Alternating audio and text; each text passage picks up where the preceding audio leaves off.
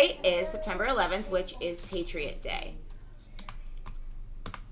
It's a holiday that is celebrated in America, and we remember the events that occurred on 9/11/2001. It's also a day to honor and celebrate the bravery and selflessness displayed by first responders, firefighters, police officers, and ordinary citizens on that day, and recognize the important roles they play within our communities.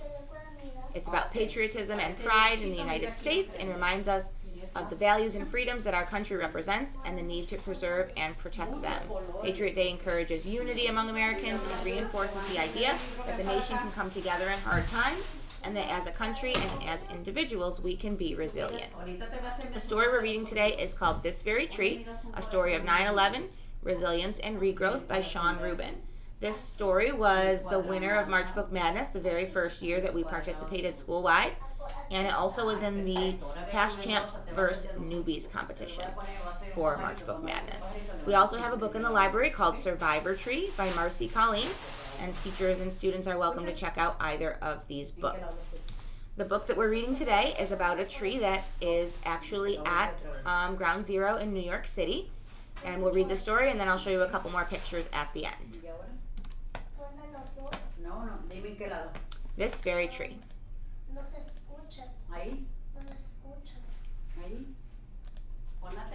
In New York City, there once stood, hold on guys.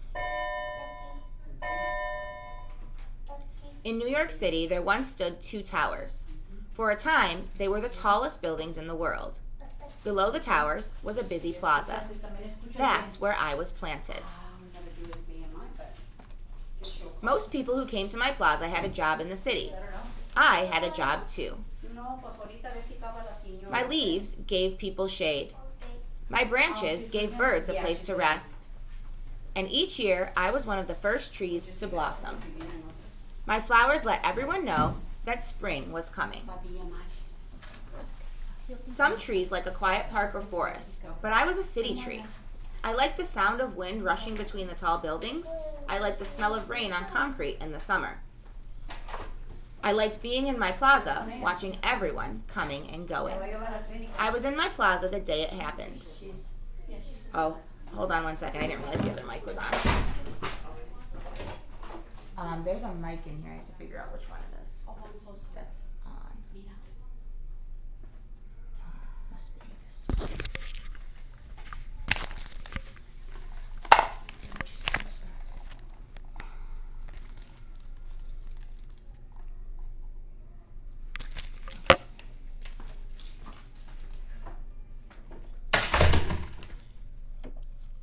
Okay.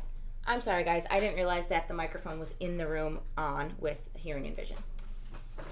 All right. Some trees like a quiet park or forest, but I was a city tree. I liked the sound of wind rushing between the tall buildings. I liked the smell of rain on concrete in the summer. I liked being in my plaza, watching everyone coming and going. I was in my plaza the day it happened. It was an ordinary morning. Until it wasn't.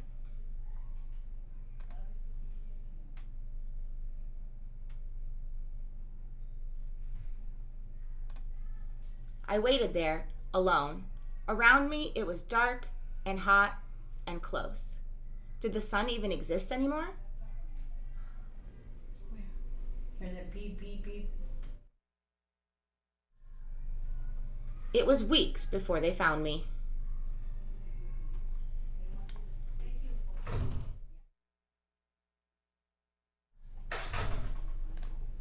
When I came back into the light, I knew that everything had changed.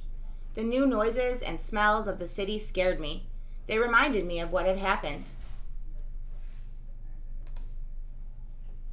Some people put me on a truck and drove me to a nursery in a faraway park.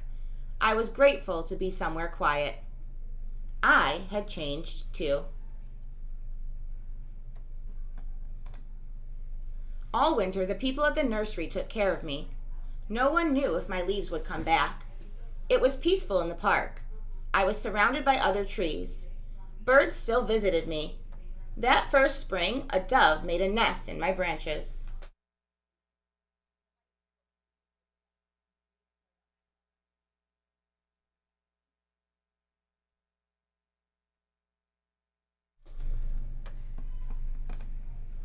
Years passed. I regrew. I wondered if my city was regrowing too. Sometimes when a shadow passed overhead, I thought about what had happened. But being surrounded by the other trees made me feel stronger. Some days I even felt strong enough to do my old job again. That's when I knew I was ready. It was time to go home. A machine came to pull me from the ground. The noise scared me. Leaving scared me even more.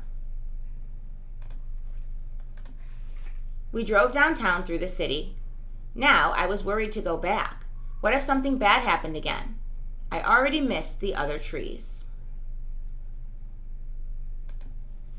Then I saw it. One shining spire and many more towers surrounding a new plaza. And in the plaza they had planted a forest. It was filled with trees. Between the trees they saved 3 empty spaces. 2 spaces remained where the towers once stood. They would stay empty forever because nothing could fill them. The 3rd space was for me. I wasn't comfortable at first. It had been so long since I had heard the wind between the buildings or smelled wet concrete, but I was still surrounded by other trees, and that made me feel stronger. I had a new job now, too. Anyone who felt a shadow overhead could stand under my leaves and find peace. Anyone who was hurt could see how my branches had healed and find hope. In my plaza, filled with so many trees, I am still the first to blossom. And everyone who sees my flowers knows that spring will come. So this is the survivor tree, and in New York City, I will show you some pictures. This is the survivor tree. And if you remember in the story, they talked about how this tree is the first tree to blossom every spring, and that is true. And this is what it looks like when it starts to blossom. And this is ground zero, and you can see where the 2 towers were, and then this is where the survivor tree is located, and you can actually visit it if you go to New York City. And then this is the new World Trade Center and what it looks like in the New York City skyline.